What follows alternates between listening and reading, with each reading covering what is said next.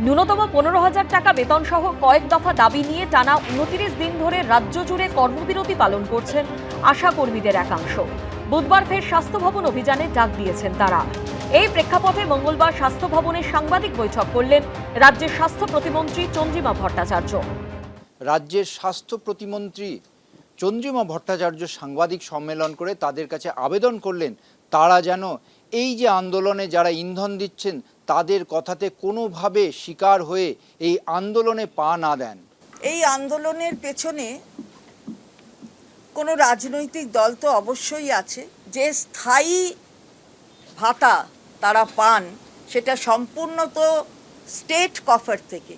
টাকার অঙ্কটা হচ্ছে 5,250।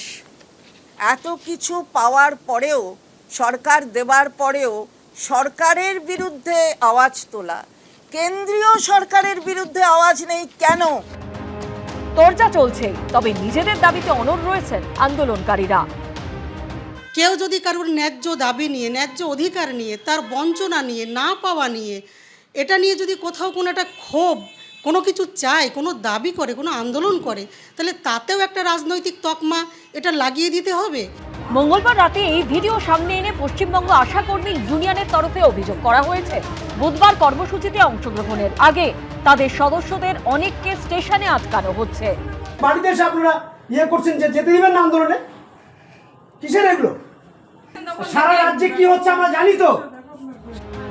মঙ্গলবার আরো 2 মিছিল ঘিরে সরগরম হয়ে উঠল কলকাতার রাজপথ।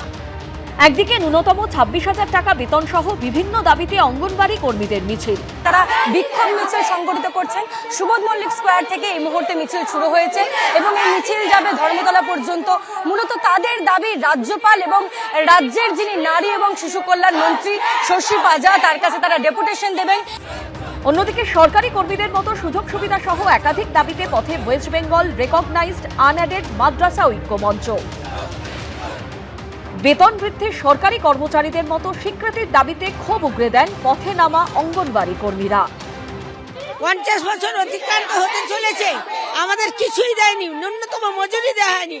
আমরা অনেক লড়াই আন্দোলন করে আমরা মাত্র 9,000 টাকা দাবি আদায় করেছি। আপনারা জানেন একদিনের ওষুধের পয়সা হয় না, তাই আমরা সরকারের কাছে আজকে দাবি রাখছি আমাদের ন্যূনতম 26,000 টাকা দিতে হবে এবং আমরা যে মা শিশুদের পরিষেবা দেই সেই পরিষেবার জন্য তাদের বরাদ্দ বাড়াতে হবে। ডিম, সবজি, জ্বালানির বরাদ্দ বাড়াতে হবে, নাহলে তাদের পরিষেবা ঠিক মতো পাচ্ছে না। এদিন রাজ্য সরকারের কাছে বিভিন্ন দাবি জানিয়ে পথে নামে ওয়েস্ট বেঙ্গল রেকগনাইজড আনএডেড মাদ্রাসা ঐক্য মঞ্চ। শিয়ালদা থেকে শুরু হয় মিছিল। এসএন ব্যানার্জি রোডে তালতলা হাই স্কুলের সামনে মিছিল আটকানো হলে উত্তেজনা ছড়ায়। এই মাদ্রাসার শিক্ষকদের অনারিয়াম 2021 সাল থেকে দিচ্ছেন, সেটাও খুবই নগণ্য, 5,000, 6,000, 12,000 টাকা, যা দিয়ে এই দ্রব্যমূল্য বৃদ্ধির বাজারে সংসার চালানো একেবারেই কঠিন। এছাড়াও এই 235টা আনএডেড মাদ্রাসায় 40,000-এরও বেশি সংখ্যালঘু গরিব পরিবারের ছাত্রছাত্রীরা পড়াশোনা করে, কিন্তু এই ছাত্রছাত্রীদের দেওয়া হয় না মিড ডে মিল, দেওয়া হয় না পোশাক, জুতো, ব্যাগ, কন্যাশ্রী, রূপশ্রী, সবুজ সাথী সরকারি প্রকল্পের কোনো সুযোগ সুবিধা দেওয়া হয় না। মমতা ব্যানার্জি বলেছিলেন 2021 সালে বলেছিলেন অ্যাডেড করে দিয়েছি, এখন পর্যন্ত অ্যাডেড করেননি। আমাদের অবস্থা একজন মৃত লাশের থেকে অনেক বেশি খারাপ। আমাদের মাদ্রাসার বাচ্চাদের দুপুরে অন্ন দিতে পারি না, দুপুরের আহারটুকু থেকে তারা বঞ্চিত। ক্ষোভ প্রশমিত করতে রাজ্য সরকার কি করে এখন সেটাই দেখার।